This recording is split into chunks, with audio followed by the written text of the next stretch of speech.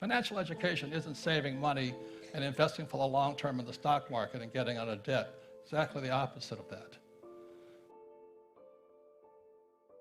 Now, you have to go to school to be a doctor, a lawyer, or an engineer, but you don't have to go to school to be rich. It's criminal. A baby cannot learn to walk unless they fall down. Can't learn to ride a bicycle until you fall off the bicycle. So that's where our school system's letting us down.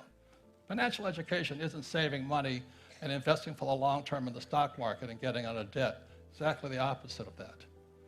So my financial education began with a game of Monopoly. You know, we all know the formula: 4 greenhouses, 1 red hotel.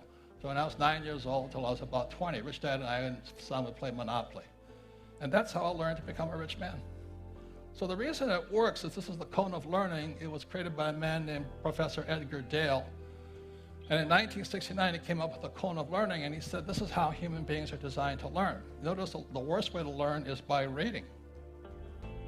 And the second worst way is lecture, listening to boring teachers. That's why I was never at school. Anyway, that's not really, I was there, but anyway. And then what you guys are doing here is you're looking at pictures, watching a movie. That's why TED Talks works.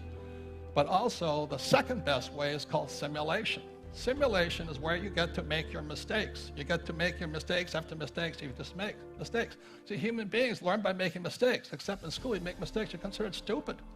In business, you make a mistake, you're fired, and you make a mistake in business, you're a failure.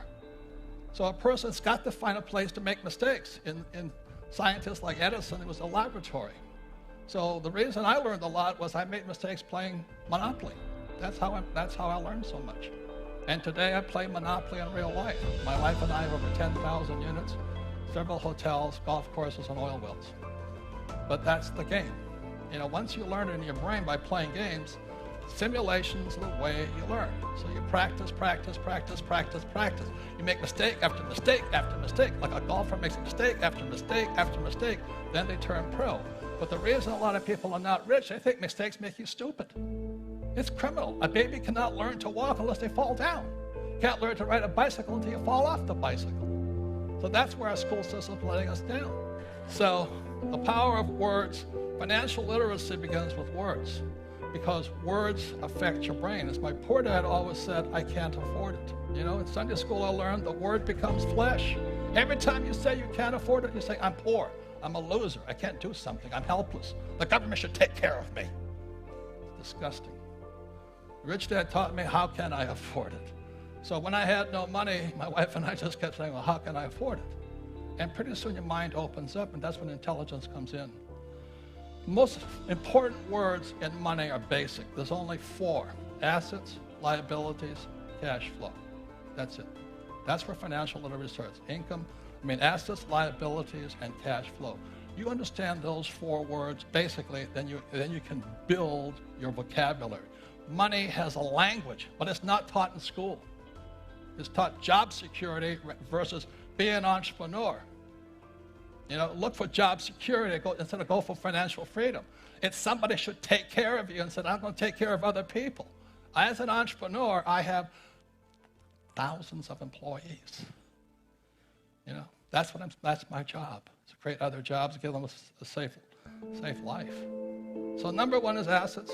Number 2 is liabilities, cash flow. These are liabilities. The reason the poor and middle class grow poor is because they think their house is an asset. If you read Rich Dad, Poor Dad, I said several things. Savers are losers, and your house is not an asset. This came out in 1997 and 2007. The subprime market crashed, and tens of millions of people throughout the world found out their house was a liability. Look, if you use the wrong word to describe the wrong issue, you will always be stupid and broke. So don't call a liability an asset. And that's why so many people are broke. They're using the wrong words. The words become flesh. Financial literacy. Change your words, change your life. Never say I can't afford it. Ask yourself, how can I afford it? Work to acquire assets, not liabilities. That, ladies and gentlemen, we have thousands of cash flow clubs around the world. People are teaching people. You don't have to go to school to learn to be rich. So the thing is Bucky Fuller challenged me. What can I do? I'm just a little guy. I stopped making wallets and I started making cents. My wife and I created this cash flow board game. It's played throughout the world today. every day, tens of thousands of people are teaching themselves. That's how you change the world. But we change your words, you change your life. So the best news is words are free. It doesn't take millions of dollars to change the world. Just change your words. Thank you very much.